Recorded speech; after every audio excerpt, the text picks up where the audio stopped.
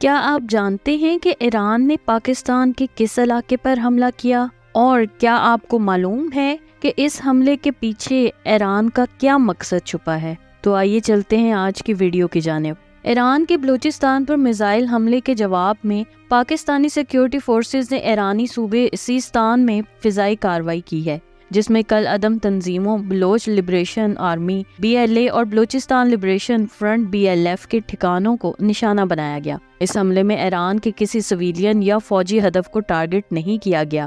اس دوران متعدد دہشت گرد مارے گئے۔ دفتر خارجہ کے ترجمان کے مطابق دہشت گردوں کے ٹھکانوں کے خلاف انتہائی مربوط فوجی کارروائی کی گئی۔ یہ انٹیلیجنس بیسڈ آپریشن تھا جس کا نام مرک برسم 4 رکھا گیا۔ ترجمان کا مزید کہنا تھا کہ پاکستان کئی سالوں سے ایران میں دہشت گردوں کی پناہ گاہوں پر تحفظات کا اظہار کر رہا ہے۔ اس نے دہشت گردوں کی موجودگی سے متعلق متعدد ڈوزیر بھی شیئر کیے، لیکن ایران نے انہیں نظر انداز کیا۔ ترجمان دفتر خارجہ نے یہ بھی کہا ہے کہ پاکستان اپنے عوام کے تحفظ اور سلامتی کے لیے تمام ضروری اقدامات کر رہا ہے۔ پاکستان اسلامی جمہوریہ ایران کی خود مختاری اور علاقائی سالمیت کا مکمل احترام کرتا ہے۔ اس کارروائی کا مقصد سلامتی اور قومی مفاد کا حصول تھا، جس پر سمجھوتہ نہیں کیا جا سکتا۔ پاکستان اقوام متحدہ کے چارٹر کے اصولوں اور مقاصد کو برقرار رکھتا ہے۔ ہم اپنی خود مختاری اور علاقائی سالمیت کو چیلنج کرنے کی اجازت نہیں دیں گے۔ ایران برادر ملک ہے۔ پاکستانی عوام ایرانی عوام کے لیے بہت عزت اور محبت رکھتے ہیں۔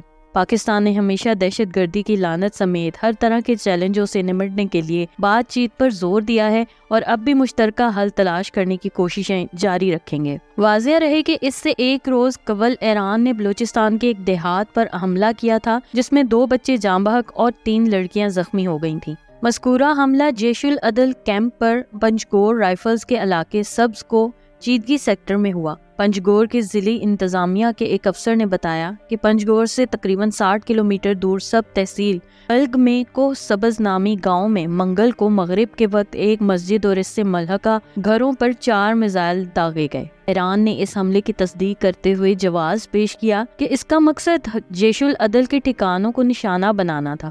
پاکستان نے اسے فضائی حدود کی بلا اشتعال خلاف ورزی قرار دیتے ہوئے حملوں کی شدید مذمت بھی کی تھی۔ پاکستان کا ہمیشہ موقف رہا ہے کہ دہشت گردی خطے کے تمام ممالک کے لیے مشترکہ خطرہ ہے، جس کے لیے مربوط کارروائی کی ضرورت ہے، لیکن اس طرح کے یک طرفہ اقدامات اچھے ہمسایہ تعلقات کے مطابق نہیں ہیں اور یہ 2 طرفہ اعتماد کو شدید نقصان پہنچا سکتے ہیں۔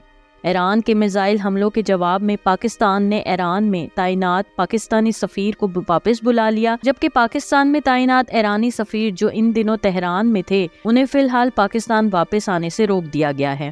ترجمان دفتر خارجہ ممتاز زہرا بلوچ نے پریس بریفنگ کے دوران بتایا کہ پاکستان اور ایران کے درمیانی سفارتی دوروں کو بھی روک دیا گیا ہے۔ اس حملے کے بعد بدھ کو نگران وزیر خارجہ جلیل عباس جیلانی ہم منصب حسین امیر عبدالہیان کے درمیان ٹیلی فونک رابطہ ہوا، جس کی تصدیق دفتر خارجہ نے بھی کر دی ہے۔